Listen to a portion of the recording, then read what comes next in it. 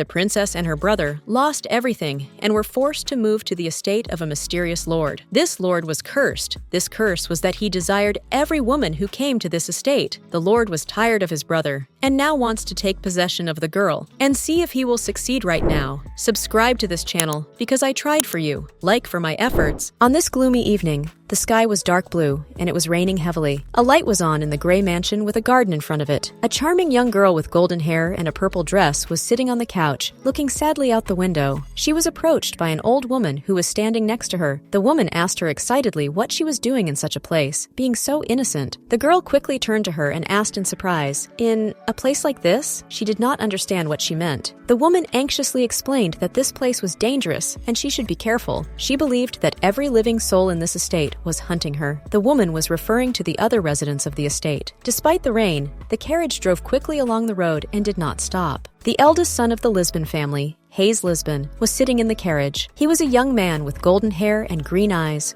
who was smoking a cigar. Suddenly, he turned to his sister and promised that they would return when their affairs were better. When he didn't hear a response from his sister, Hayes looked at her angrily and asked her why she wasn't answering him and why she was frowning so much. He thought she looked miserable, as if something bad had happened. His golden-haired sister remained silent, still looking out the window and nervously biting her nails. She wondered if things were really not that bad. The girl recalled a long war with a neighboring country, after which there was an economic decline and their father died, leaving only debts. Their mother fell ill from shock, and her brother was cheated and lost all his property. Unfortunately, their last hope had been taken away from them, and they had been kicked out of their great-grandfather's house, so they had nowhere to go. Sitting in the carriage, she wondered what was wrong with what she would have to endure now.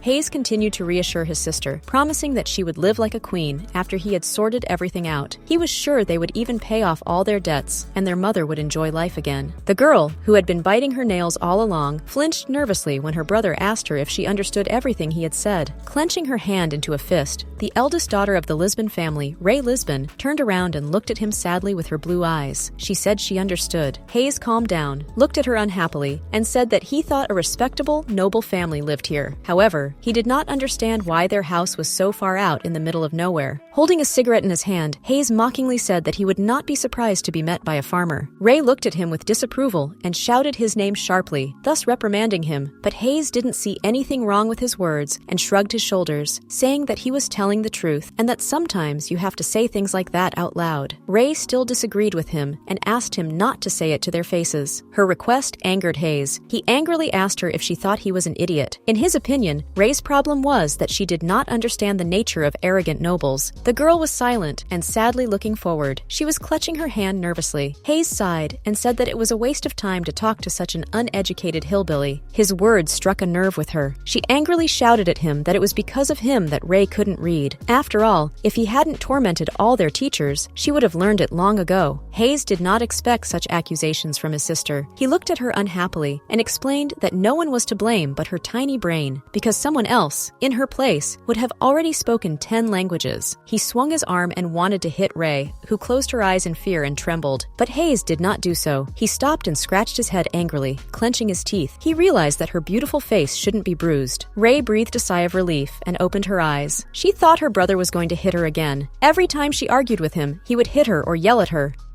The girl looked sadly out the window and felt as if she were suffocating. She seemed to lack fresh air and wanted to hear the raindrops dripping. She began to open the window, while Hayes, unhappy, said that the weather was so terrible. He looked ahead angrily and said that he didn't like anything about it at all. Ray didn't say anything and quickly closed the window. Finally, the carriage stopped, and the rain kept pouring down like a bucket. The coachman told them that they had arrived. Ray looked out the window curiously. Hayes leaned over, opened the curtain, and looked out the window. He wondered what the estate looked like, where they had been traveling for so long. Unfortunately, instead of the estate, he saw only an endless path in the forest, a gray sky and crows flying around and cawing, as well as heavy rain that was not going to stop. Hayes clenched his teeth angrily and realized that he was in an unpleasant situation. Ray hadn't expected to have to walk to the mansion either. He opened the window and asked the coachman to give them a ride closer to the estate because it would be difficult for them to walk with their suitcases in the rain. However, the coachman looked at him unhappily, waved his hand, and said that it was their problem and refused to drive them any further. Hayes shouted in indignation, "What?" The coachman explained to him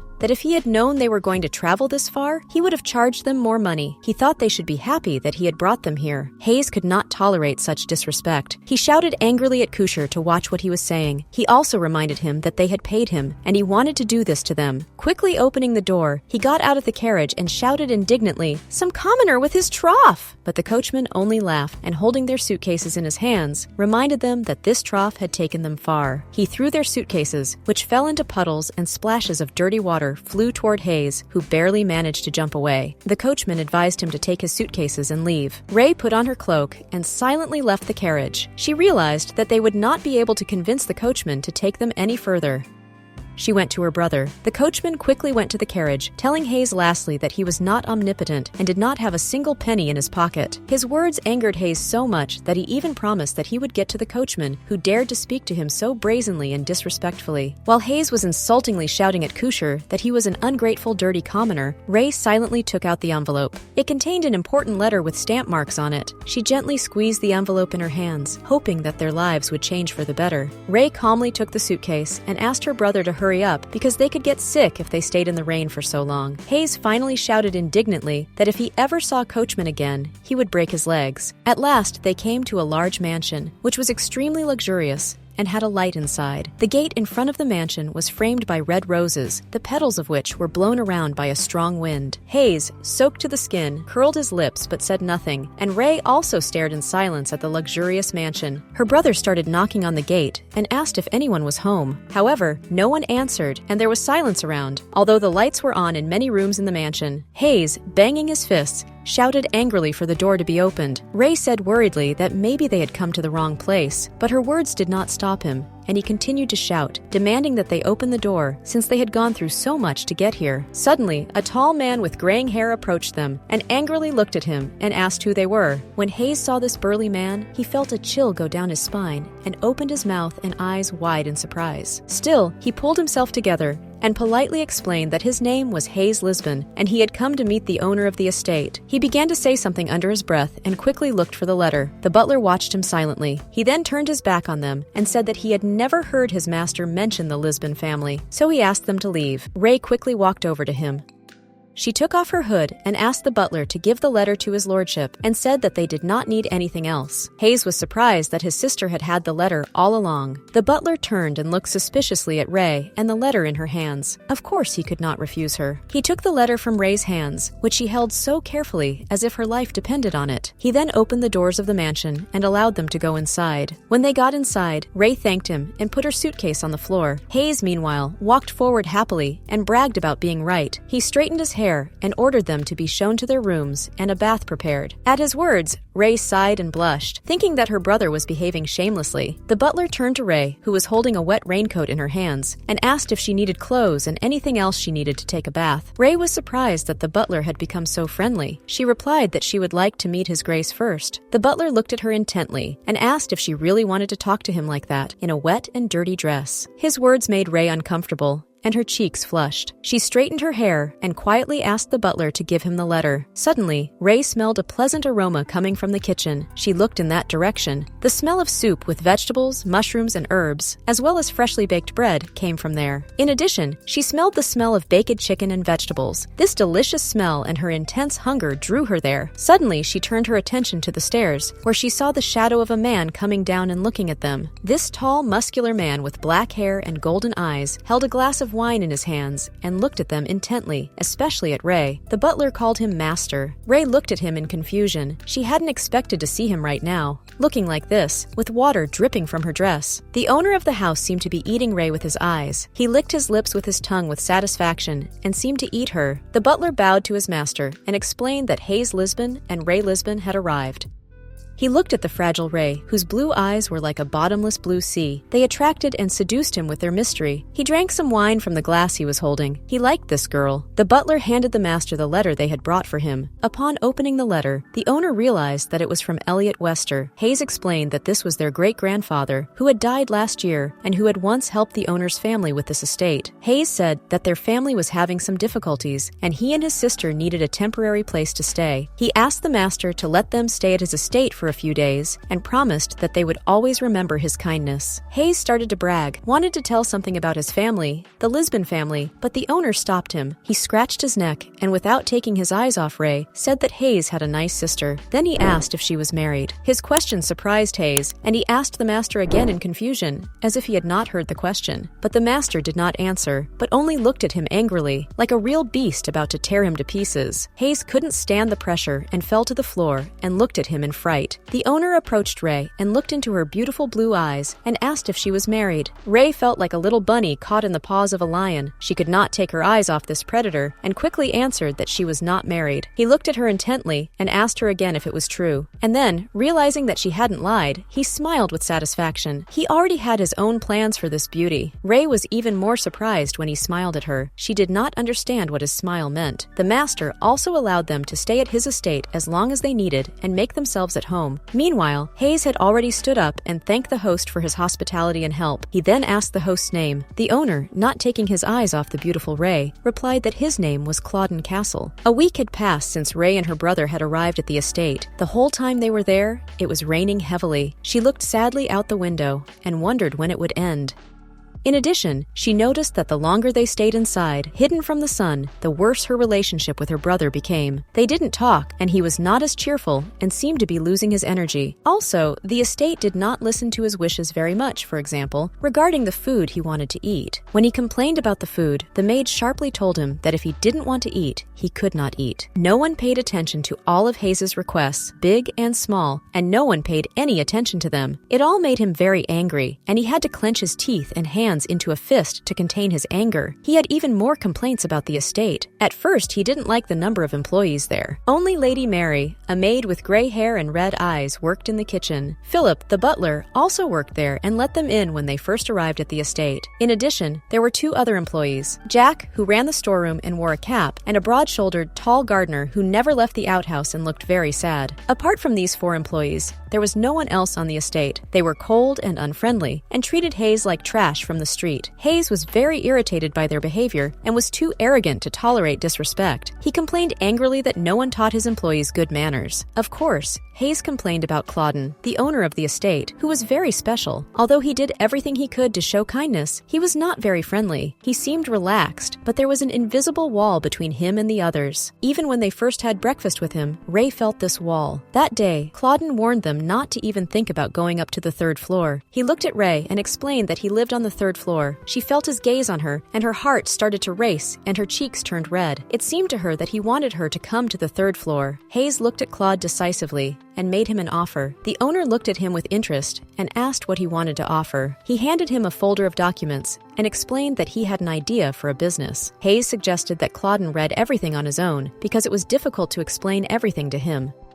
Meanwhile, Ray nervously watched her brother, who wanted to try to become a businessman again. He happily began to tell him that his business partner had many connections, so he could make a profit even in wartime. Hayes promised Claudine that this business would justify his investment. Although Ray was silent, she was listening intently to her brother. She looked at Claudine. He sat in silence and propped his head in the palm of his hand, quickly flipping through the pages of this business plan her brother had proposed. Of course, Ray knew Hayes and was sure that his proposal was not worth Claudine's attention and that he would quickly turn it down. She continued eating, waiting to see what he would say, but when she heard the answer, she looked at Claudine in surprise. He thought Hayes' idea was not a bad one and was ready to accept his offer. Meanwhile, Claudine also looked at her and asked what she wanted to say. Ray was about to say something, but her brother beat her to it. Hayes stood up and said, beaming with happiness, that he knew Claudine would agree and was sure he had made a great choice. Hayes also offered to show him around when he had some free time. However, before signing the agreement, Claudine had one condition. Hayes was silent and smiling, while he mentally prayed that this was not something crazy. Claudine explained that if the investment returns were lower than promised in the contract, Hayes would have to reimburse him for everything. He quickly took the contract and smilingly said that he agreed to its terms, and Ray felt that this business would end in failure as well. Since then, Hayes has been busy. He was constantly going out, and most of the time, only Ray was at the estate. In fact, she envied Hayes, who was a graduate of the best school in the country and had many connections. Even though he was arrogant and boastful, his cheerful nature attracted many people. While Ray felt like a prisoner on a desert island, she sighed sadly and decided that it would be better to listen to the sound of the rain than to remember the past. The mansion was always very quiet, and she could hardly hear the footsteps of the servants. So Ray spent all her time just looking out the window. She was never sad or lonely. She had always dreamed of such peace and quiet. She recalled the moneylenders who would break into their house as soon as she lit a candle. Her mother constantly asked her grandfather for help, and her cousins spread gossip about her family. But now everything was calm, so Ray had nothing to be sad about. Suddenly, she heard a woman's voice addressing her. It was an old woman with gray hair who asked if Ray was cold and if she needed to bring a blanket. Ray looked at her happily and smilingly thanked her for her concern and said that she was not cold. However, the woman did not leave, but stared at her intently. Ray asked if she had anything to say to her. At that time, thunder rolled. The woman finally asked what Ray was doing in such a place. She asked in surprise, "In a place like this?" Ray didn't understand what the woman meant. She explained that Ray was still innocent and had not yet been defiled. However, Ray still could not understand what the woman was referring to. She asked her what she was trying to tell her. The woman held out her hand and warned Ray to be careful. She believed that every living soul in the manor was dreaming of swallowing Ray alive and possessing her. Suddenly, she grabbed Ray's arm so tightly that she screamed in pain and looked at her in fear. The woman said that Ray would lose her parents early and that her brother would have a dim future. She explained to Ray that this place was cursed and she should not accept anything from them, not even a glass of water. The agitated woman shouted at Ray not to look at anyone and not to give her body, and especially her heart, to anyone. Ray demanded that the woman let go of her and tried to pry her hand from her grasp, but the woman was not going to let go and asked her excitedly if Ray really wanted to become like her. The woman warned Ray that the beast had already taken notice of her. Her words scared Ray, who could not believe that what she was saying was true. However, the woman convinced Ray not to believe him, because he was just waiting to suck her blood. Even now, the woman could hear him growling. She asked Ray to listen and asked if she could hear him. Ray again recalled the loan sharks who came to their house and demanded money back, her mother who constantly asked her grandfather for help, and her cousins who gossiped about them. The time she spent sitting by the window and looking out, enjoying the silence, reminded her of her troubled life at home. Ray shouted angrily again, demanding that the woman let her go because she was in pain. Suddenly, someone called the woman's name, and Della flinched and let go of Ray's hand. It was Claudin, who was standing on the third floor smoking a cigar. He calmly said that she was scaring their guest. He exhaled the smoke and, like a real animal, looked fiercely at Della with his red eyes, telling her to leave quickly. The woman saw his fierce gaze and felt a chill run down her spine. She understood his hint and threat. Della quickly turned around and said goodbye to Ray. "Take care, lady, and you, master." For some reason, her words made Claudin laugh, and he laughed out loud for a while. As soon as Della closed the door behind her, he stopped talking and looked at Ray, who was standing silently downstairs. Ray turned and looked at Claudin, then sadly lowered her head and apologized for the inconvenience. Claudin smiled and asked why Ray was there. He reminded her that she knew he was on the third floor. Although he was pleased to see her standing there beautifully, he would have preferred her to join him, so he invited her to go up to the third floor. She was uncomfortable and clutched the curtain in her hands as if trying to hide behind it, and uncertainly reminded him that he had warned them not to go up there. But Claudin asked her if she was trying to seduce him. Ray was a shy girl, so his question really embarrassed her, and her face turned as red as a strawberry. She quietly asked why he was teasing her. Claudin looked at her seductively and replied that she had nothing to do anyway, so he held out his hand and invited her to come up to him. She slowly let go of the curtain and looked down in confusion, wondering what exactly he was seducing her for. Ray slowly approached Claudin, who was standing by the window. She felt embarrassed and at the same time a certain danger and temptation that drew her to him. On the third floor, she noticed antique furniture and old works of art. It seemed to her that time seemed to stand still on this floor. Ray continued to walk slowly and look around. Stopping in front of the room, Claudin asked her if she was tired because he noticed that Ray was walking more slowly, but she smiled and said she wasn't tired at all. He was pleased to hear that. Claudin explained to her that they had come and touched the door handle and opened the door of his room. As a true hospitable host and gentleman, he politely invited her to come into his room, where Ray saw a shelf of books, a table with chess, a candlestick, and books. At this point, Ray hesitated and was confused. She knew that she shouldn't go into his room alone, but something was still drawing her there, so she slowly went inside. The first thing she noticed was that it was a hidden room with no windows. There were many books on the shelves, the bed was well made, and there was a gramophone on the table by the bed. Ray felt that the room smelled like Claudin. It was the subtle smoke of cigars, with a refreshing childlike naivety. For some reason, in her imagination, Ray saw a young man running across the green green grass, and the sky was blue and sunny, and even fluffy clouds could not stop the sunlight. This young man turned around and smiled happily at her. He looked happy, and he looked like Claudine. He too had black hair and golden eyes, and an incredible smile. It was the scent of youth. She seemed to be in another world. That smell was unusual. Claudine's voice brought her back to reality. He asked her if she liked it. Ray flinched at the unexpected question, and her face turned red again. She quickly asked what he meant. Claudine calmly explained that he was asking if she liked the place. Ray sighed mentally and began to reproach herself for thinking the wrong thing. She said that the room was very nice and everything was tidy. He took her hand and led her further across the room. Stopping at a shelf, Claudine picked up a book, gave it to Ray, and told her that he only brings what he likes into this room. With great curiosity, she picked up the book and began to look at its cover, trying to understand what it was about. Unfortunately, she could not guess what it was about.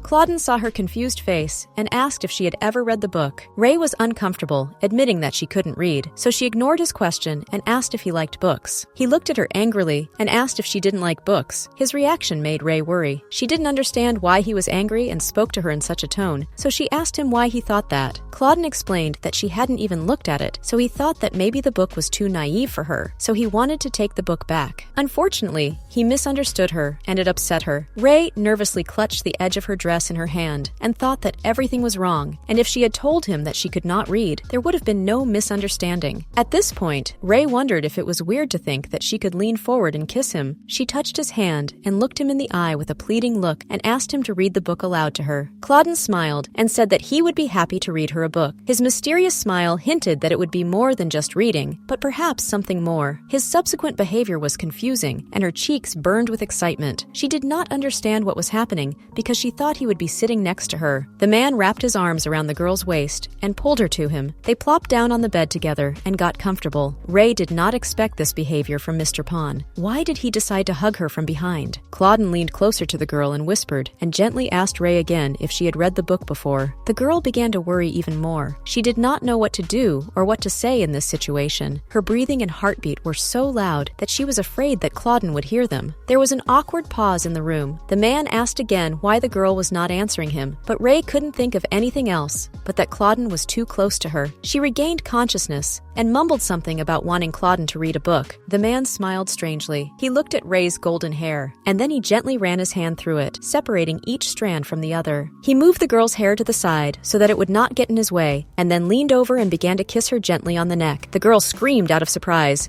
"Mr. Claudine!"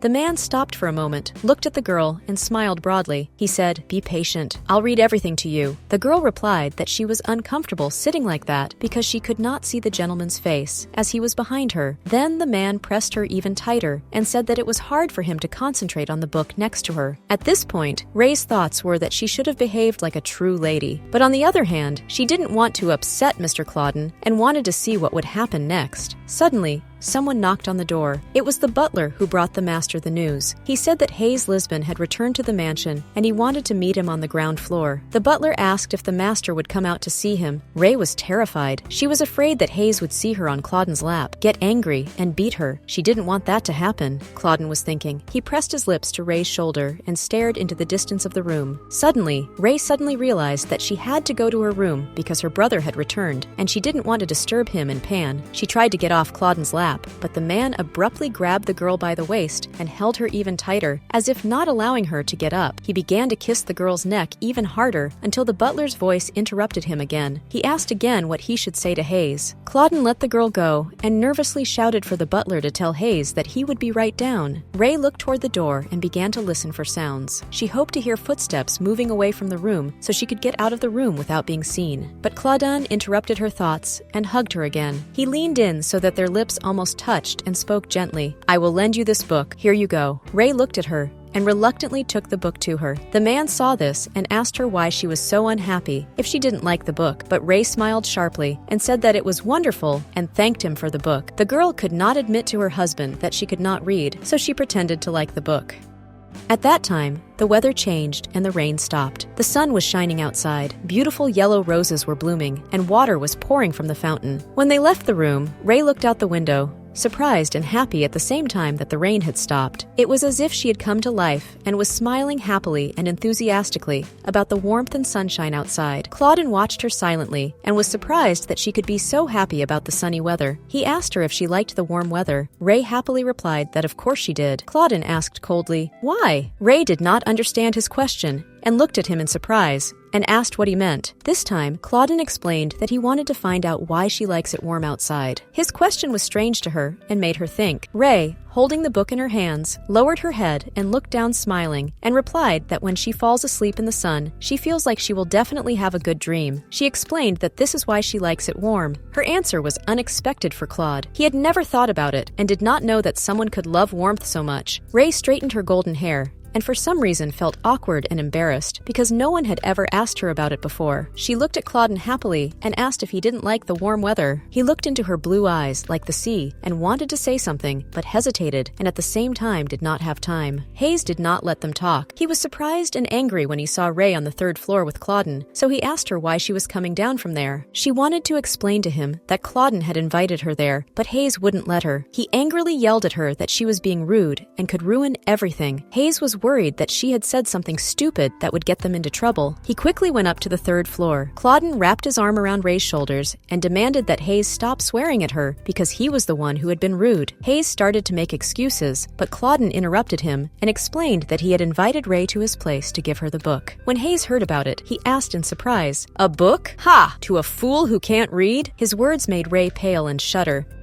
She lowered her eyes and looked down sadly, trying to control her emotions and convincing herself that everything would be okay. It wasn't the first time she'd heard him say that, and she was used to it. The irascible Hayes waved his hand and demanded that she come downstairs. He said indignantly that he couldn't imagine how she had the courage to lie to Mr. Claudine while looking him straight in the eye. Although Ray tried very hard to stay calm and not react to her brother's words, she couldn't help but react when Claudine spoke to her. He wanted her to speak up and clear the air, but the moment he called her name, the internal invisible barrier she had put up to protect herself from Hayes's words and contain her emotions suddenly cracked. Ray looked at Claudine in fright, and tears welled up in her eyes. She was very ashamed. She knew she had done wrong when she couldn't tell him the truth. So, holding the book tightly in her hands, Ray ran away, pushing her brother. Claudine wanted to stop her, but he didn't have time, and Hayes shouted in confusion for her to stop. Ray ran down the stairs as fast as she could, holding onto the railing. She wanted to get out of there as quickly as possible, and she succeeded. She quickly ran into her room and only heard the loud sound of her door closing. A worried Ray sat down on the bed and hid under the covers. Feeling safe there, she continued to hold the book tightly in her hands, hugging it to her, and cried bitterly. At that moment, she could no longer contain herself, and the pain she felt came out through her tears. She remembered the moment when she told Claudine that she didn't really like fairy tale books because in the real world, there is no fairy godmother and no magic. She continued to lie under the covers and sadly said that there was only sadness in this world. In the morning, she was woken up by Lady Mary, who asked her if Ray was awake. She explained that she had brought her food and medicine. Ray woke up quickly, and after coughing a little, she sat up comfortably and was ready for breakfast. She thanked Lady Mary for taking care of her, putting the food in front of her, and explained that it was her job to serve her. Ray began to eat the soup slowly and felt Lady Mary's eyes on her. She was surprised that the maid did not leave this time, but continued to watch her. Lady Mary looked at Ray intently and said that she had been in bed for the past 3 days. She asked if it was because of Master Claudine. Hearing her question, Ray flinched and stopped eating. She remembered again that she had lied to him, and fear and guilt flashed through her eyes. She put the spoon down and nervously clenched her left hand into a fist and said that he was not to blame and that it was actually her fault that this had happened. Ray hid in her room from his eyes because she felt weak and worthless. The maid began to sympathize with Ray because she thought it was not easy for her to sleep with Master Claudine, but Ray didn't understand what she was talking about. Suddenly, it hit her. Lady Mary had mistakenly thought that something had happened between her and Mr. Claudine. Ray explained that she was mistaken, but the maid did not believe her. Ray began to replay the day in her mind, trying to figure out at what point she and Claudine had been seen by the maid, but she couldn't remember anything. Lady Mary said that after Ray had not left the room for 3 days, Master Claudine became impatient and constantly irritable. Ray tried again to explain to Lady Mary that nothing had happened between her and Mr. Claudine, but the maid insisted. She She said that Ray should not try to hide it because she had seen her and the master together. Lady Mary then asked if Ray had been involved with other men. She explained that no reasonable man would invest his money in a business he was not interested in, and Master Claudin only gave Hayes money because he was her brother. Ray was afraid to hear that, and she was sorry to hear it, because now she was worried about what would happen to her and her brother. She wondered if Mr. Clodan would kick them out if the Hayes business failed. Lady Mary took the tray of dishes and said that he would not throw them out. The maid reassured Ray and told her not to worry. She explained that their master did nothing that could harm him. Lady Mary thought it would be the other way around. The maid sighed and said that maybe Ray would be the one to escape the fate.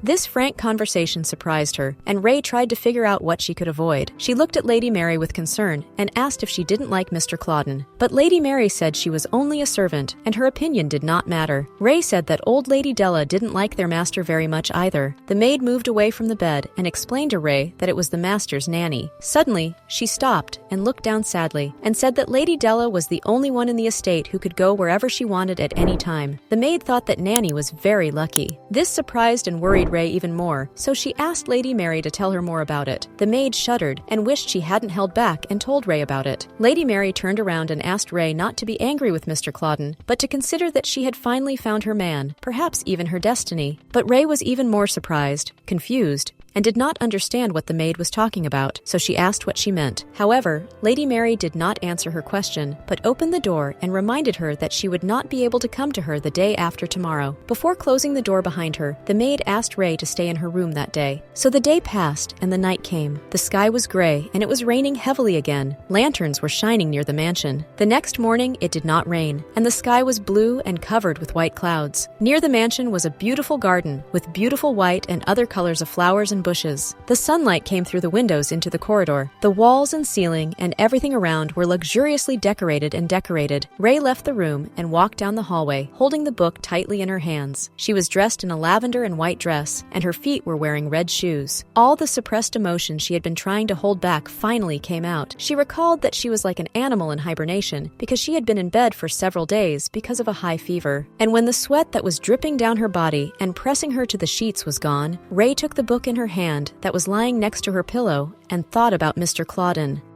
She went up to the third floor and approached where Claudin's room was supposed to be, but to her surprise, there was a wall. After a while, she got tired and sat down on the floor by the window. She sadly wondered where Mr. Claudin's room was. During this time, Ray had asked Lady Mary and the butler about it, but no one knew where it was. In fact, Ray wanted to apologize to Claudin for telling a lie and never wanting it to happen. She looked at the book and said that she hoped she could apologize before it was too late. Suddenly, she heard some strange sounds coming from the master of the manor's room. She listened and realized that it was Mr. Claudin's voice. She quickly ran in the direction of the sounds and saw the door of the room. The first thing that came to her mind was that he was injured. Ray knocked on the door and asked him excitedly if he was okay, and asked him to open the door, but he didn't answer. So Ray started looking for the doorknob and tried to figure out how to get in. Finally, she saw the handle and was very happy to find it. She lightly touched the doorknob and gently opened the door. She rushed in to see if he was okay. She was very frightened by the sound she heard, but when she saw the picture that appeared before her eyes, she fell into a stupor. A powerful, burly man stood before her. His muscles were filled with blood, and his veins pulsed in time with his heart. The man was just remembering Ray at that moment, and he was speaking out loud, but whispering her name. Suddenly, the girl blushed with shame. She felt ashamed that she had entered the master's room without knocking when he was meditating. She lowered her head to look away from the master's eyes, which were looking at her from the half-lit room. The man asked her why she had come to the room. Ray replied in a trembling voice that she just wanted to return the book. Without even looking at the girl, Claudin told her to leave it where it was, on the floor. Ray clutched the book tighter to her and began to apologize in a shrill voice for barging into Mr. Claudin's room. Suddenly, the man interrupted the girl and shouted at her to leave. This rude tone hurt Ray's heart. The man pompously lit a cigar and rudely told her to just go away. Ray was kicked out of the room, and the door slammed very loudly behind her. Ray's eyes were empty. She seemed to be broken by the way she saw and felt Mr. Clodan treating her. Tears began to well up in her eyes. Suddenly, Ray started running. She wanted to get away from the shame and rudeness she had just experienced. She couldn't believe that her husband had been so rude to her, especially after he had been the first one to hit on her. Ray felt that she'd been treated unfairly and that she did not deserve this. Suddenly, her legs got tangled in her long silk dress, and she fell at full speed to the the hard floor in the corridor. Heavy, salty tears flowed from her eyes. She cried and asked herself what she had done wrong. Why is Mr. Clauden so rude to her? Is it because she can't read? But it was not her fault. The girl clenched her hands tightly into fists. She was filled with anger at the injustice she had experienced. She went back to Clauden's room and burst in again. Clauden was sitting on his bed, finishing his cigar. She shouted at him, "Do you think I don't want to learn to read? Do you think I don't want to learn to write letters? Do you have any idea how much shame you have caused me? Do you even know how much courage it took for me to dare to come here?" Clauden got out of bed and slowly approached the girl. He asked her why she had come to him only now and not earlier. The girl said that she was ashamed to go to him because she had taken a book from him, even though she could not read. She thought that Mr. Clauden was disrespecting her. Then the man gently ran his strong hand over the girl's face to calm her down and said that it did not matter to him whether she could read or not. He explained to her that he was upset because they had a good time together that day, and the next day, she didn't even come out of her room. She stopped showing up in public altogether. He leaned closer to her to hear if Ray enjoyed spending time with him. Tears began to well up in her eyes, and she felt ashamed of her behavior. She asked naively, "Were you waiting for me, sir?" But Clauden demanded an answer to his question. Their lips were almost touching. Tears were running down Ray's cheeks. Despite all the thoughts that were raging in her head, Ray managed to gather herself and answered that she had enjoyed their time together. After that, Mr. Clauden kissed the girl tenderly, and at the same time with passion. He picked her up and carried her into his room. It was not difficult for a man like him. Clauden is gentle and rude with Ray at the same time. The girl asked him to tone it down a bit, but the man did not listen to her. From the emotions that reigned in her soul, the girl accidentally shouted out, "Clauden!" Suddenly, the man stopped kissing the girl and moved away from her a little. He asked in a rude tone, "What did you call me?" The girl had a confused look on her face. She could not understand what she had done wrong, but the man interrupted her thoughts and asked her to call him by name again. The girl was surprised by this strange request, but again called him Clauden. The man froze in place. He seemed to be enjoying it, but did not show his emotions. He seemed to be pleasantly surprised that the girl was calling him by name. Mr. Clauden hugged the girl, laid on her shoulder, and asked, "Ray, why are you so sweet?" This question echoed in the girl's mind. She remembered that she had already heard him ask this question as soon as they arrived at the estate, and also when she sat in her room and looked at the rain. Then Clauden called her cute too. She hugged the man's neck. She was pleased with what he said to her because she had never heard so many compliments even from her family. Hayes, meanwhile, was walking along the path through the woods that led to the estate, suitcase in hand. He was very angry that it had rained that day and ruined his clothes. He gritted his teeth and blamed Kanyuk for this. Hayes thought the man was a pompous, worthless, low-born asshole. This happened because the groom refused to take Hayes further to the estate because he had not paid him enough money. Hayes tried to persuade him, but it was all in vain. So he became very angry and reluctantly walked along the path, at the end of which he could see the estate. Not far from the path he saw a man. Hayes quickly walked past the stranger without paying him any attention. The man spoke to him. Hayes turned around and angrily asked who he was. The man pointed in the direction of the mansion and asked if he was going there. Hayes angrily replied that the man shouldn't bother because he wouldn't give him any money. The stranger continued to point in the direction of the estate and explained that Hayes had misunderstood him and that he was worried about him. The man said that the estate was dangerous and that no one in the village went in that direction. However, Hayes did not believe the man, but angrily shouted at him to watch himself and not to interfere in his affairs. Finally, he shouted even louder for the stranger to leave. It was a terrible day for Hayes. He didn't understand why this was all happening to him. His sick mother was getting worse every day. He also didn't know what his business partner was thinking. In addition, all the goods he had received for his business were defective, and his investment funds were almost gone. While he was reflecting on everything that had happened to him, he did not notice that he had reached a mansion with lights on and red roses growing in front of it. When Hayes came inside, he quickly closed the door behind him and said happily that he had finally arrived. He greeted me loudly and asked if anyone was home. Hayes also said he would be eating dinner in his room, so he ordered the food to be brought there. He pulled out a blue gift box from his pocket, which was wrapped in white ribbon. Hayes looked at the gift and decided that he should give it to Ray before dinner. He hoped that she had stopped crying and that the unexpected gift would make her feel better. Suddenly, the butler appeared behind him and frightened him. Hayes angrily said that if he heard him, he should have answered, but the butler remained silent. Hayes angrily said that he would be having dinner in the room and wanted lots of delicious food brought to him. The butler turned sharply and looked at him coldly, saying that dinner was over and that Hayes could make himself a meal from the food left in the kitchen. These words not only shocked, but also angered Hayes even more. He became angry and began to loudly indignant at the rude behavior of the estate workers. The butler stood silently, his back turned to him. Hayes shouted that he was walking in cold weather and demanded dinner immediately. Finally, The butler's patience ran out, and he left. Hayes tried to stop him and demanded that the man stop and cook dinner for him.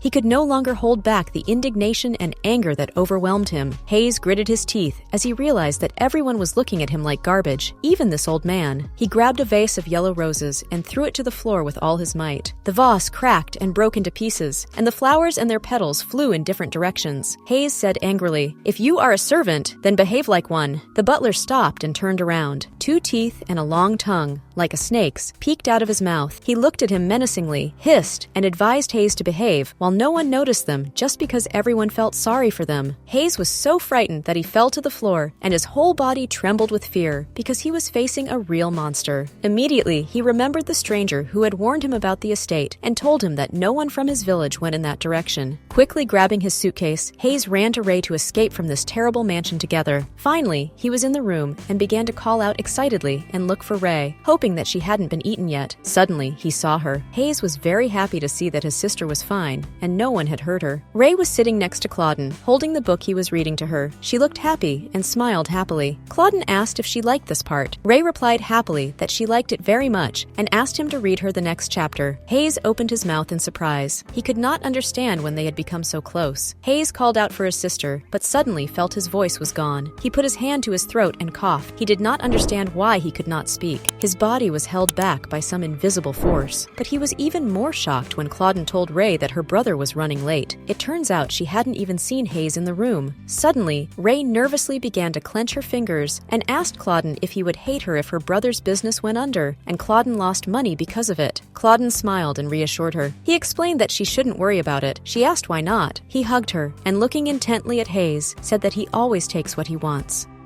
Hayes realized that Claudine was a monster like everyone else here. He never wanted to make money from a business partnership with him. Claudine knew that this business would fail, and then he would take Ray for his own pleasure. That was the original plan. Ray looked ahead and wondered what he meant by mine. She smiled, hugged him, and said that she understood. Ray was still a naive girl. She thought that Claudine meant that she had nothing to worry about. That's why she thought what he did was quite sweet. After a few minutes, she got up and said that she had just noticed that it was getting dark and she had to go to her room. So she asked Claudine to continue teaching her tomorrow. He held her hands and told her that he would not be able to teach her tomorrow. He reminded her that he had already told her about their traditions. He meant that on certain days they were not allowed to leave their rooms. Of course, Ray remembered it. She had just forgotten that tomorrow was the day. She felt sad, but Claudine didn't understand what she was thinking or why she was sad. Ray asked him about this tradition and whether they should follow it no matter what. She had heard that it was an old tradition that had been passed down from generation to generation. However, after observing the estate's employees, she believed that none of them liked her, so she wondered what would happen if she didn't follow her. Claudine took her hand and kissed it. He looked at Hayes intently, smiled slyly, and told him that if he came to her doorstep, she was not to let him in her room under any circumstances. But Ray wanted to know more and why it shouldn't be done. But Claudine didn't want to tell her, so he turned to Hayes, who had been in the room for a long time. Ray quickly turned and saw her brother standing motionless at the door. She asked him excitedly when he would be back and told him that she had been worried about him because he had been away from the estate for several days. Hayes was trembling. He felt that he could not only move but also speak. His sister continued to look at him anxiously and waited for him to answer. She turned to him again, but he remained silent, and Claudine stared at him intently. He took Ray's hand and kissed it again, keeping his eyes on Hayes. Claudine said that her brother didn't answer his sister's questions because he was probably tired.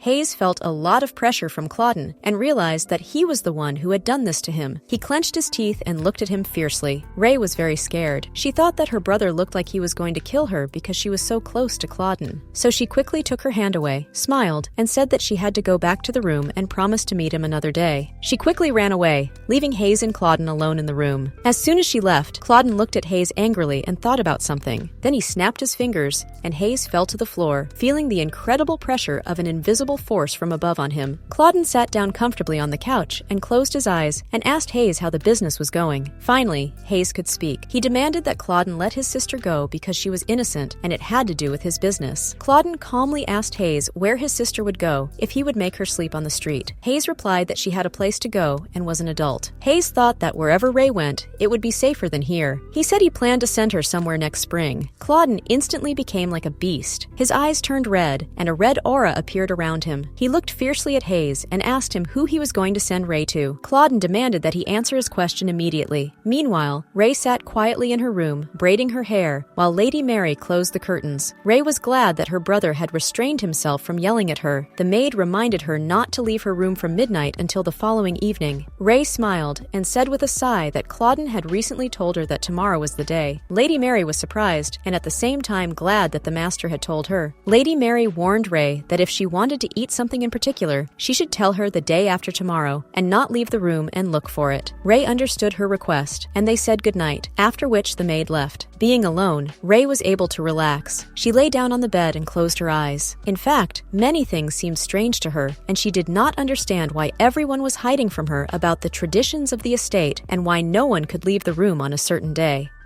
She recalled that Lady Mary had explained to her that it was an old tradition, and the butler said that on this day, they clean the estate. This all seemed suspicious to her because their answers were different. In addition, she did not hear anyone cleaning up. On the contrary, it seemed as if all the estate workers had disappeared. To her surprise, there was not a sound to be heard, not even mice. The entire estate was dead silent. Even when Ray asked Claudine about it, he told her not to let him into the room under any circumstances if he came to her. Unfortunately, she didn't understand what he meant. Ray thought that maybe they weren't telling her because she was a guest, or they thought it was so obvious that they didn't need to explain. However, despite this tradition, Ray liked delicious desserts that you just want to eat. She also had the opportunity to read interesting books, of which there are so many in the estate. And most importantly, here was a man who looked at her as if she were the most charming in the world when their eyes met. There were also all those little things that made her cheeks burn, her body tremble, and her heart beat incessantly. Her cheeks flushed red, and she covered her face with her hands in excitement. Before coming to this mansion, she had never experienced such feelings. It was like an endless dream compared to the past. In her family, she felt lonely and sad, while her parents' attention and love belonged to her brother. Now she felt happy, and it seemed like it was all unreal. Ray clenched her hands into a fist and realized that if they went back to the way they were before, she would be unhappy again. However, she told herself not to think about every little thing and to sleep because even Claudine told her not to worry about it. Suddenly, someone knocked on her door. It was Hayes, who kept knocking on her door and demanding that she open the door for him immediately. Ray looked at the door anxiously and didn't understand why he was coming to her so late. She began to worry that maybe she had done something wrong. Maybe he wanted to get mad at her for getting close to Claudine. Her brother kept calling her and banging on the door. Ray asked him to be quiet and said she would open the door. She quickly got up, opened the lock, and pushed the door open.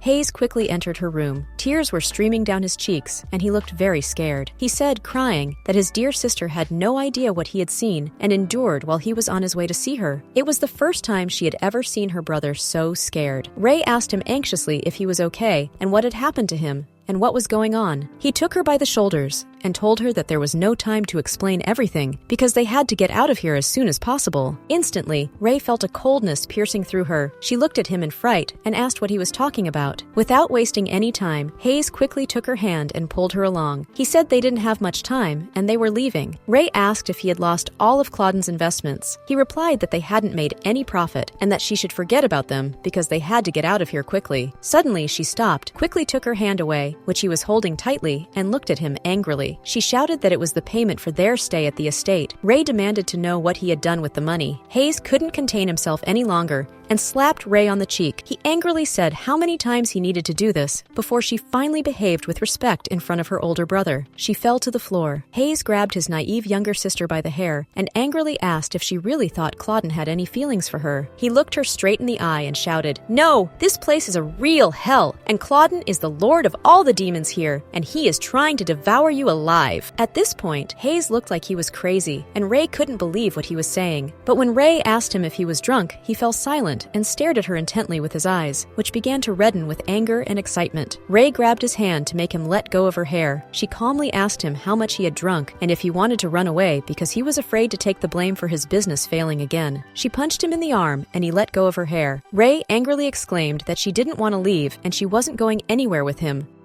Hayes was angry that his sister didn't believe him. He angrily said that she was crazy and that Claudine had messed with her head. Ray took his hand and advised him to apologize to Claudine. She looked at him excitedly and asked him where he was going to go this time and if they had anywhere to go. Ray quietly said that she liked it here and everyone was nice to her. Hayes grabbed his head with his hands and shouted that they were acting like that because they were all trying to eat her. He tried to tell her that for so long, but she didn't want to believe him. There was silence between them. Hayes hoped she would listen to him and go with him, and Ray hesitated. She didn't even realize that her brother cared about her and was actually trying to save her. He grabbed her hand and led her away. Hayes said that she was bewitched, and she didn't even realize it. Ray was outraged that he had decided everything for her, but Hayes explained that when her parents were not around, he was responsible for her, and she had to obey him. He also explained once again that this was their only chance to escape, so she should be quiet and follow him quickly. Hearing this, the excited Ray realized that this happy period in her life would end when she left the mansion. She indignantly said that she disagreed with him and that she would meet with Claudine in the morning because at least one of them had to apologize. Ray demanded that he let go of her hand. Hayes angrily replied that she was crazy and wanted to stay with the monster. Suddenly, behind his sister's back, Hayes saw a woman with black hair. He asked excitedly who she was. Ray was surprised and turned around, but she didn't see anyone there. She told him that there was no one there. However, Hayes saw a scary woman in front of him, and just looking at her made his body fill with fear and tremble. She smiled and said it was just them. Looking at his sister, Hayes realized that he was the only one who could see this terrible woman. For a moment, he almost lost his balance and nervously began to complain about why he was seeing her. Hayes looked anxiously at Ray, who was so reluctant to go with him. He let go of her hand, pushed her away, and told her that she could rot here if she wanted to.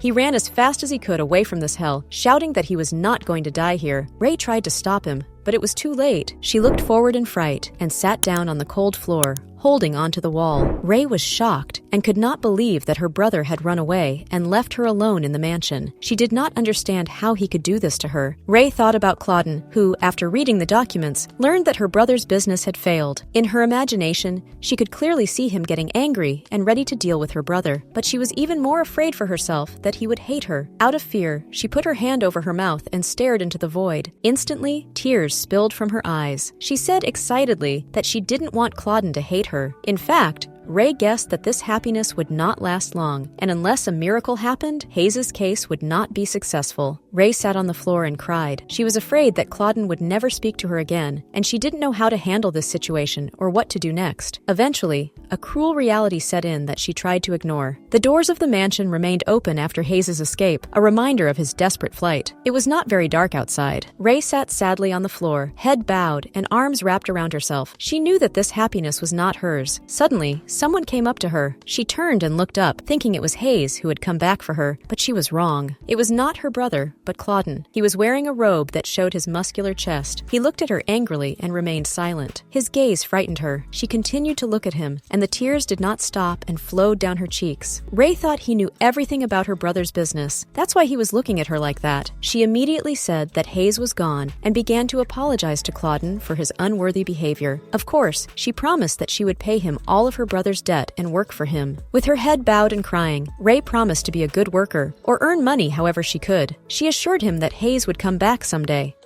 Suddenly, Claudine said he was tired of hearing that damn name. He got down on one knee in front of her and took her by the chin and told her that she was acting like he was her husband. No matter how much he tries to be nice to her, she always talks about this damn Hayes. Looking into her bottomless blue eyes, he ordered her to stop saying her brother's name because he was sick of it. It was the first time Ray had ever seen him so angry. She tearfully apologized again and said that she was sure he was upset about what her brother had done and that he was disappointed in her as well. But her excuses and explanations irritated him even more, so he angrily told Ray to stop speaking slowly and inarticulately. However, she did not stop and continued to speak. Ray said she understood why he was angry. However, she asked him not to be so cold to her. Still, her words had an effect, and Claudine smiled because she thought he was cold to her. Leaning over to her, he reminded her that he had told her not to leave the room. Ray apologized and explained that something had come up, and that was why she had left the room. Claudine put his finger on Ray's tongue and spoke sternly. Ray, I told you to stop mumbling. Every time you do that, I want to put something over your mouth. He grabbed the girl by the arm and dragged her somewhere. Ray tried to resist, but Claudine was stronger than her. He dragged her into the room, threw her on the bed, bed and started kissing her. Ray's eyes opened wide in surprise. They kissed for a very long time. Suddenly, he stopped and told her that he had dreamed of sleeping with her many times, but had held himself back because she was so nice to him. All this time, he hadn't minded playing these games with her, but now he could no longer control himself. Claudine kissed Ray and gently stroked her hair. He was biting her neck, so she asked him to stop. He raised his head and asked, "Don't you like it? I can feel your body burning." Ray blushed. She asked Claudine to stop saying such embarrassing things. Then Claudine said that Ray should be happy about how gentle he is with her, because he puts a lot of work into being so gentle. She felt uncomfortable. She shook her head sadly and said that she had never been in a situation like this before, so she didn't know what to say. Her mind was blank.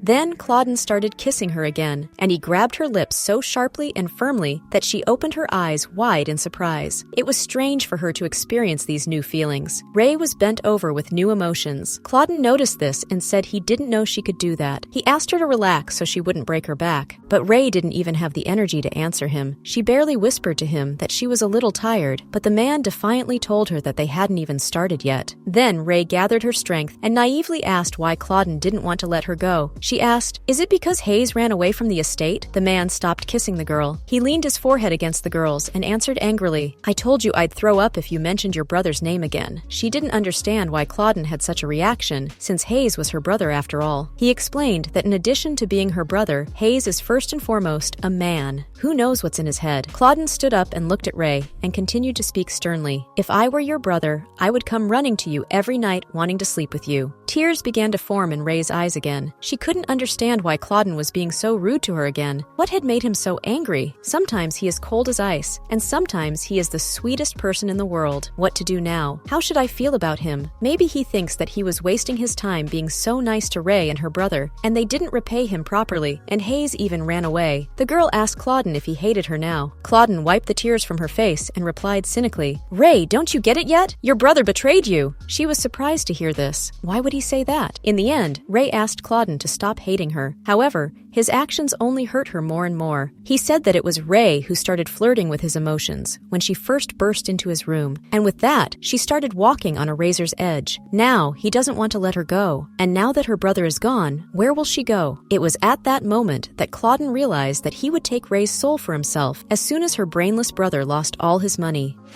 Eventually, Ray lost all her strength and passed out. Claudine put her to bed and, stroking her hair, said that now he would definitely not let this girl go anywhere. The room shone with cleanliness and light. The curtains on the window were still slightly open and showed an incredible view of the garden that was next to the estate. There was a vase with roses, a gramophone, a lampshade, a clock, and a wall lamp with candles hanging near the window. Lady Mary soaked the cloth in clean water and squeezed the water well. She walked over to the bed where Ray was sleeping, and Claudine was sitting, watching angrily as the maid wiped her body. His robe was untied and exposed much of his muscular body. Lady Mary said he was too rough with her. The maid explained that Ray was an ordinary man and should not have gone so far. Claudine asked her why she thought he had gone too far. She asked him if he didn't see what his poor Lady Ray looked like and thought it was even possible. Ray looked exhausted and continued to sleep. Claudine looked at Ray tenderly and smiled with satisfaction, for he was glad that she belonged to him alone. He believed that Lady Mary would hardly have been able to resist. The maid was silent and looked at him sadly. Claudine explained that he wasn't even going to let her touch her. Lady Mary squeezed the water out of the wet cloth again and told him that he needed to leave it alone for a few months. In her opinion, Ray had a weak body. Therefore, the maid was worried that Ray might not be able to withstand what would happen to her in the near future. Claudine was silent and thinking about something he did not like to be preached at, so he used his power on Lady Mary, who had crossed the line with her advice and opinions. She flinched, felt the strong pressure and his anger and words about how much it annoyed him. Suddenly, the basin of water fell to the floor and all the water spilled around. Claudine's strength was so great that the maid fell to the floor and could not get up. She cried out and begged her master to forgive her unworthy behavior.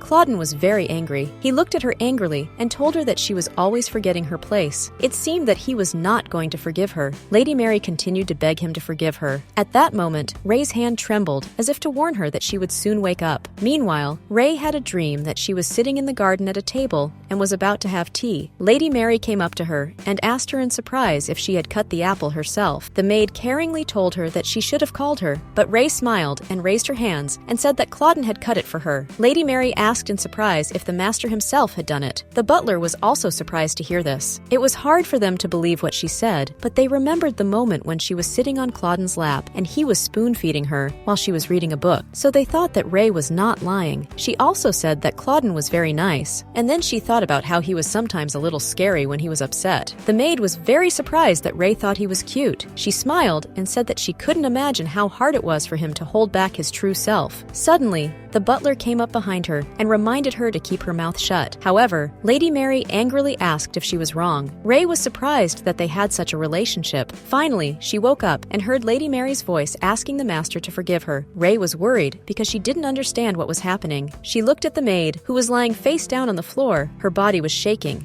She was croaking, and she could not get up and begged for mercy. Ray wanted to understand what was happening to Lady Mary and Clauden, who was angrily staring at the maid, with purple flames or some unknown force around his body. Ray called out quietly to Clauden, trying to help Lady Mary in some way. He turned around and looked gently at Ray with his golden eyes and smiled. Clauden was glad she was awake. It was strange for her to see him smile in such a situation, and for some reason she felt a little cold. He sat down closer to her, and noticing her worried expression, asked if something was bothering her. In fact, Ray was surprised that the room fell silent very quickly, even though Lady Mary had been in great pain until recently.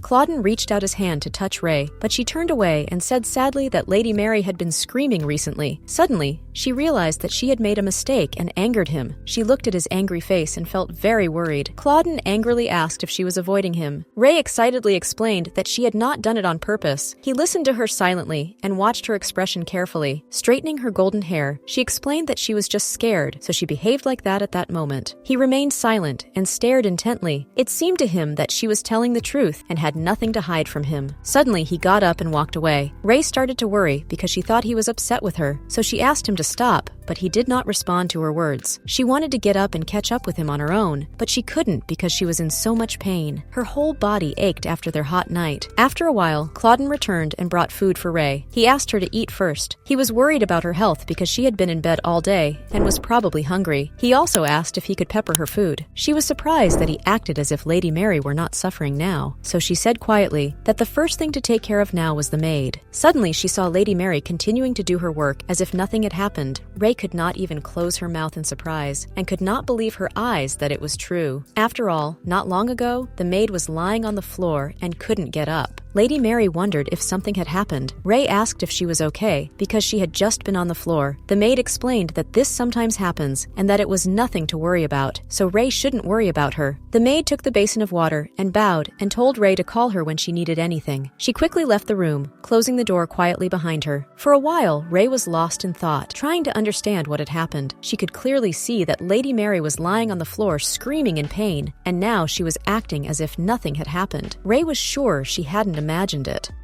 Clauden, who had been silently watching her the whole time, said angrily how annoyed he was with the situation. He asked Ray if he should fire the maid. Ray looked at him worriedly and replied that he shouldn't do that. She began to convince him that Lady Mary was kind and even took care of her when she was sick. Clauden stirred the soup he had brought for her in silence. He explained to her that when she defended the maid like that, he wanted to fire her even more. Ray asked him excitedly why he was acting this way, if he hated her, but that was not the case. Clauden confessed to her that he didn't like it when Ray praised others.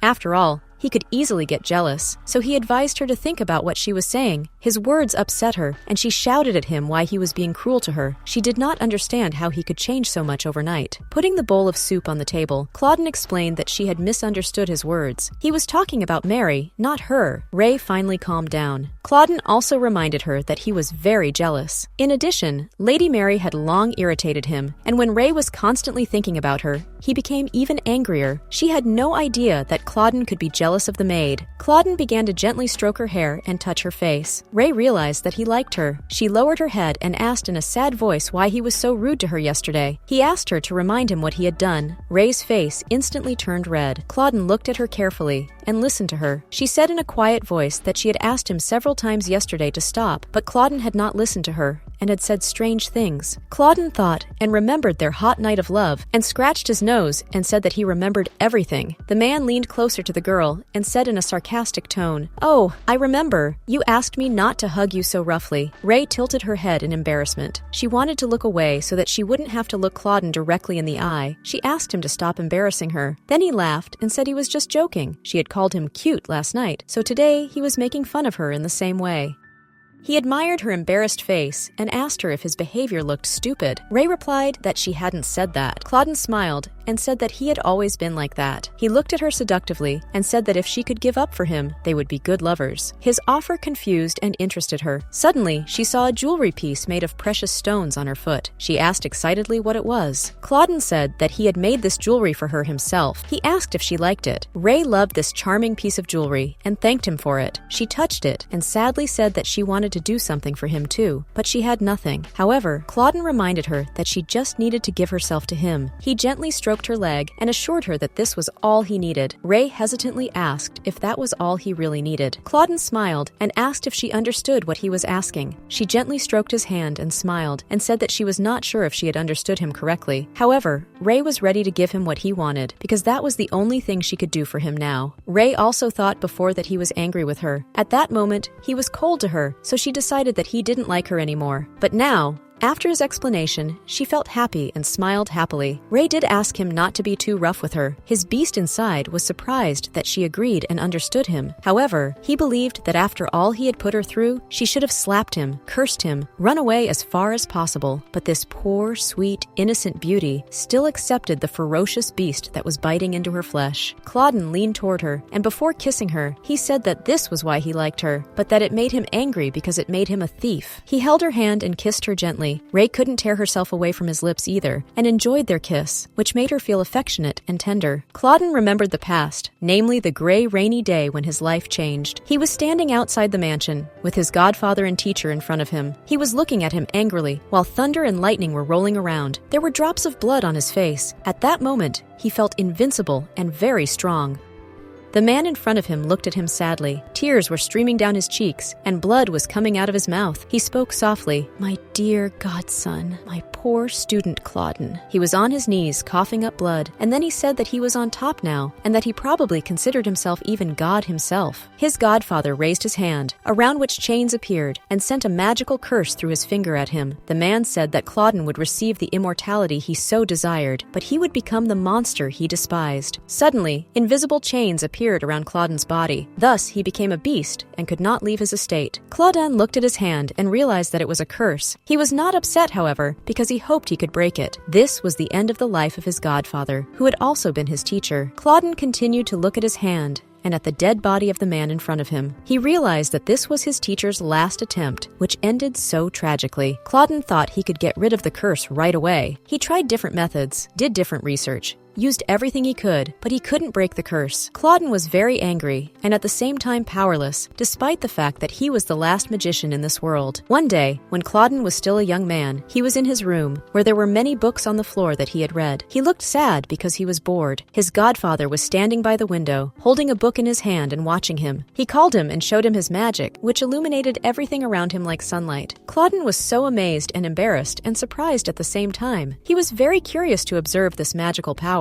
Using magic, his godfather lifted the books into the air, and they began to fly around the room. Then he told him his secret, that he was a magician, the last of his kind. When Claudin heard this, he was surprised, took the book flying in the air, and asked the godfather if he could live forever. He sat down next to him and said that they would eventually figure it all out, but that Claudin had to keep this secret.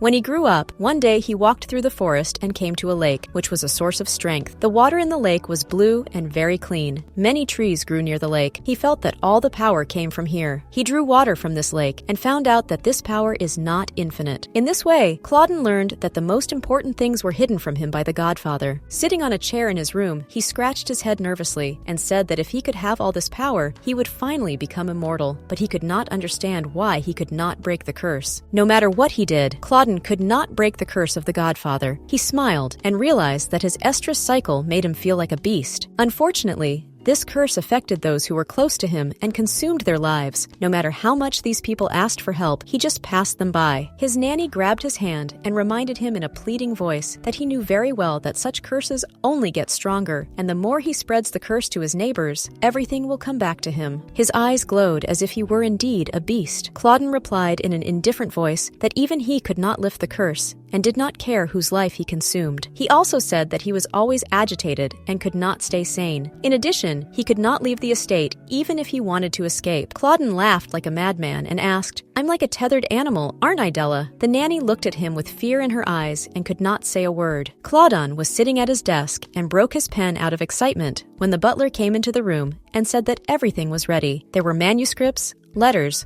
books, and other papers on the table. The butler asked if he was all right and if his body was disobeying him again. In fact, he didn't look very good. Claudin asked where Ray was. The butler told him that she was in the garden and asked if he should bring her in. He sighed and remembered that the sun had risen. Walking quickly to the window, Claudin opened the curtain and looked out the window, which overlooked the garden. The butler stood silently aside.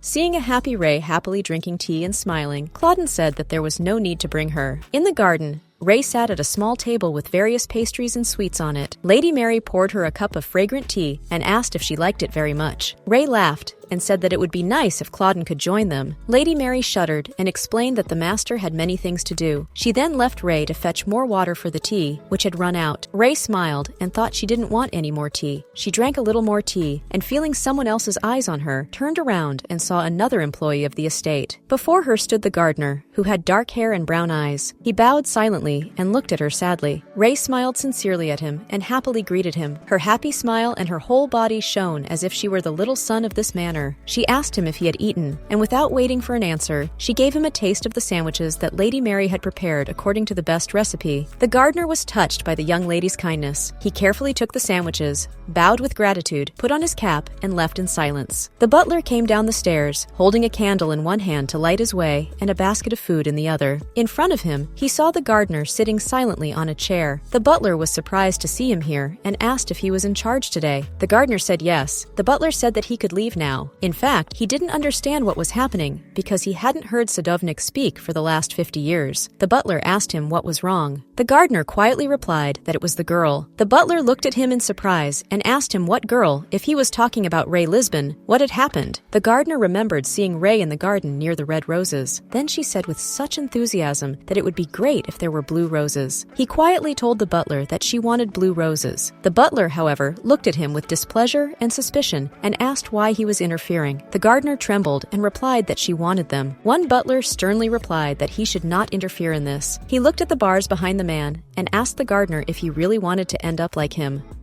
The gardener replied that he did not want it. The butler advised him not to even look at what belonged to him because the master was merciless and he knew it. The butler said that he would keep coming here, but the gardener should go about his work. The butler came to the bars and looked at the prisoner and said that he did not have much time left. The man behind the bars was in chains. He stood up and grabbed them, shaking them, and asking to be allowed to meet Lord Claudin. It was Hayes, Ray's brother, who did not escape but was imprisoned here. He said that a ship would soon arrive at the port, and when he returned, he would be able to give the money. In addition, if he had to wait, he could borrow the money, and if they let him go, he could return it. The butler coldly replied that he could not return the money, but Hayes explained that he didn't understand that. The butler asked if he really thought anyone would listen to him when he looked like that, because he could get beaten up very badly. Excited, Hayes turned around and saw a mirror in his cell that had lit up, reflecting the light. He took the mirror and asked in surprise why he had given it to him and what he wanted from it, but when he looked in it, he saw his reflection, which shocked him. He could not believe that this had happened to his face, part of which began to turn into the skin of an animal. Hayes screamed in fright at what had happened to his face. He threw a mirror, which fell and broke, and angry Hayes demanded that his face be returned. The relentless butler calmly replied that the curse could not be lifted. Aide Hayes did not believe him. He grabbed the bars and started shaking them again, and shouting angrily that they did not know that he was the heir to the Lisbon family, and he would not leave it alone and would take revenge on them. The butler calmly picked up the broken mirror and replied that he himself did not like the fact that they had new people, and he disliked even more people like Hayes, who did not know their place. The butler stuck out his snake tongue and looked menacingly at Hayes, whose body trembled with fear. The butler said that he had been taking care of the master since childhood and was devoted to him.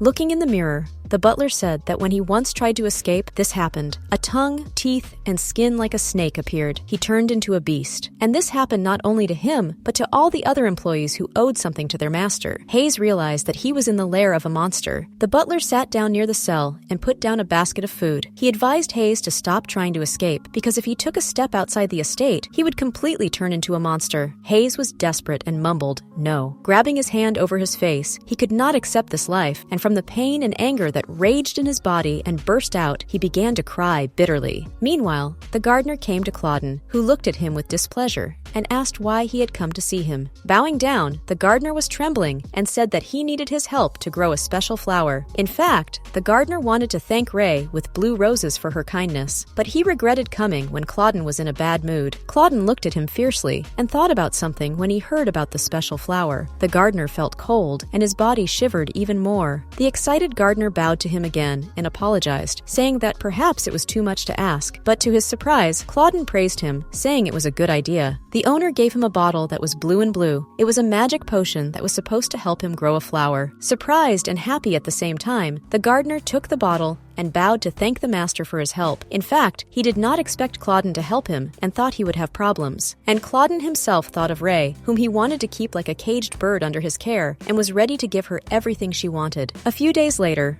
Ray was sitting on the couch, reading a book intently. She was wearing a pink and white dress. On the wall was a painting of the mansion where she lived. After finishing the book, she closed it and looked at the other books she had brought, and had already read them all. She thought about Claudine and wondered if he was working with the butler, who was always helping him. She felt bored. She understood that he was busy, but she missed him because she hadn't seen him for several days. Of course, she wanted to visit him, but she thought she would be in his way.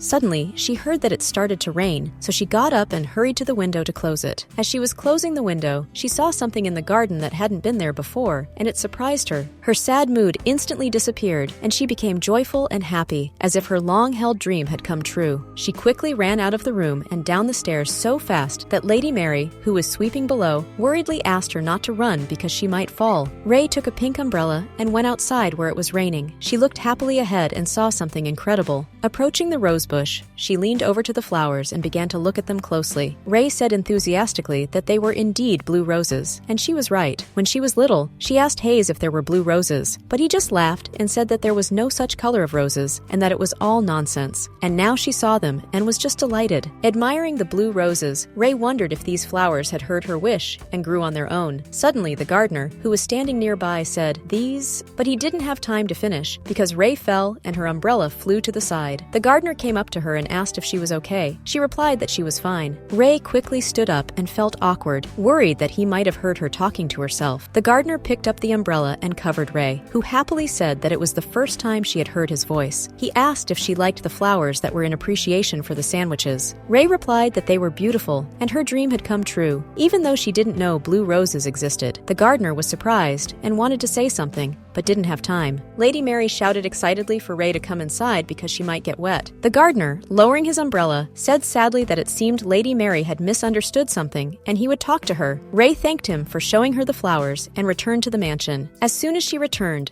the excited maid asked if Ray was hurt. She told her that she had only tripped. Lady Mary said that Ray's clothes were all wet and she needed to wash and change them. The maid was so worried about Ray that she said, "You're going to drive me crazy." Then she turned and looked angrily at the gardener, hinting that she would deal with him later. And the gardener continued to stand in the rain, holding his umbrella down, next to which lay the blue rose that had made the young lady so happy and endangered his life. Claudine, meanwhile, went into the bedroom, which was decorated in blue. He looked at the bed where his beloved had recently been lying. Sitting down on the bed, he smelled the blanket, which smelled like her, his much-coveted Ray, whom he wanted to hug and kiss so badly right now. Lady Mary helped Ray take off her wet clothes and gave her a towel to cover her body while she prepared the bath. As soon as the bath was ready, Ray got in. Lady Mary asked her if she liked the water temperature. She smiled and happily replied that it was perfect. As Ray sat in the bathroom, The room fell silent. She asked Lady Mary if she was feeling better. The maid asked what she meant. Ray recalled that she had been feeling sick recently and asked if she had been to the doctor. Lady Mary replied that she hadn't been to see him, but she shouldn't worry about her. Ray asked if it was because there were no doctors nearby. She thought that she should go to town for a couple of days, and Ray could ask Claudine to call a carriage for her. The maid laughed and said she couldn't remember the last time she had left. Ray felt sorry for her. Later, Lady Mary told her about the peach tarts from the Veronique bakery, which used to be very popular among lovers. Sometimes people quarreled because they fell in love with someone else who also went there. Her story made Ray think about those peach tarts. She looked at her reflection in the water and lost herself in thought. She recalled that these tarts were popular half a century ago, and this bakery was destroyed during the war. Lovers could go on dates only in the days of their great-grandfathers, when there were no wars. Nowadays, marriages were arranged between families. Ray thought Lady Mary was acting like she was from the past. After Ray had washed, Lady Mary took her to her room and offered to help her dry her hair. However, Ray refused with a smile, explaining that it was late and she would do it herself. The maid said goodbye and left the room.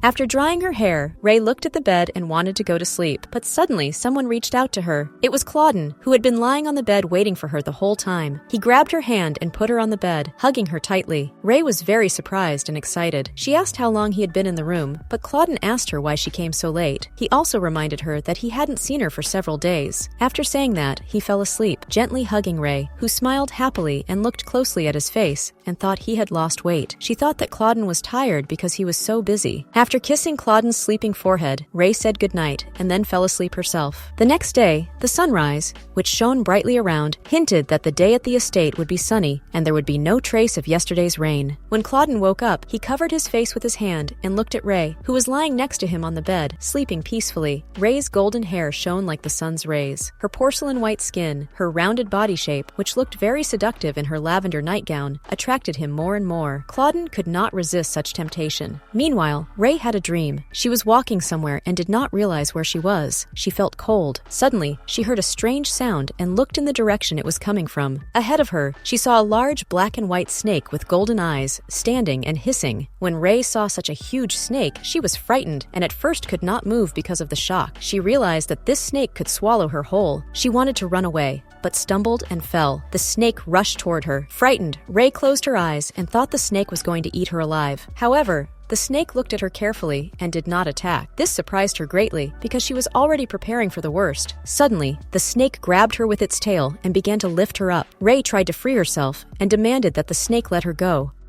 She called for help, but in vain. Seeing that she was very high up, Ray realized that if she fell from such a height, she could die. Meanwhile, the snake was looking at her carefully. It was cold and dangerous. Ray looked at her frightened and begged the snake not to let her go. However, the snake did not listen to her and let her go. Ray fell into the water and could not swim to the surface. Finally, she managed to wake up and even jumped up and shouted something, breathing in the air that she had been missing when she was in the water. It was just a dream, but it was strange. The girl grabbed the right side of her neck. Something hurt very badly there. Suddenly, she heard Claudine's voice. He was sitting on a chair next to the bed, drinking his morning coffee and saying, "I'm a little more gentle in the morning, aren't I?" He smiled slyly and continued, "You need to eat less sugar because your neck was too sweet." The girl felt embarrassed. Had he really kissed her all night while she slept? She said, "Don't play with me. I haven't seen you for 2 days, and this is the first thing you say to me? I have traces of you all over my body." The man pushed his cup aside and leaned toward her. He whispered gently in her ear, "But you let me do this." Ray replied, "But I didn't know you were leaving marks." Suddenly, he stuck his lips to her neck. They began to kiss. Passion arose between the young people. From time to time, Ray said that she was running out of strength, but Claudine held onto her tightly and did not let go. They spent another half a day in bed together to evoke new feelings in each other. A few days later, Ray and Claudine were sitting next to each other in the garden. The weather was sunny, but Ray looked angry. Claudine asked if she was still angry with him. Ray turned around and indignantly asked him if he knew what time she woke up yesterday. She said that she fell asleep again, and when she woke up, the sun was already setting. It scared her very much. Claudine looked at her and said she was a sleeper. Ray was even more outraged and blamed him for everything. She asked him in confusion why he was being so rude to her and saying those horrible things to her, but he denied it, saying that he had never said anything terrible to her. This made her very angry, and her cheeks even turned red with embarrassment. She shouted angrily that he had said that. Then Claudine held her even tighter and said, "Ray, it's your own fault for being born so beautiful. I just couldn't resist your beauty." He was holding her more and more tenderly, but she was embarrassed. She asked him to stop because she would get angry with him.